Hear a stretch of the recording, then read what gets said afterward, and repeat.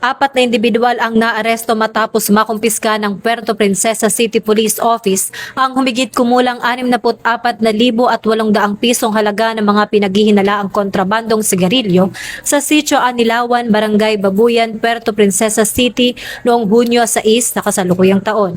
Isinagawa ang operasyon ng mga tauhan ng Police Station 5 at Bureau of Customs matapos makatanggap ng impormasyon hinggil sa umano'y pagpasok ng mga ilegal na sigarilyo sa lungsod. Batay sa natanggap na ulat, agad na nagsagawa ng interdiksyon ang mga operatiba at naharang ang isang pulang Toyota Wigo na nagmula umano sa El Nido, Palawan at patungo sa Puerto Princesa City. Sa isinagawang inspeksyon ng mga pulis at tauhan ng Bureau of Customs, natuklasan sa loob ng sasakyan ang 2 selyadong kahon na naglalaman ng 100 pakete ng sigarilyong Berlin, isang selyadong kahon na may 39 na pakete ng parehong brand at 5 pakete ng Fort Menthol cigarettes.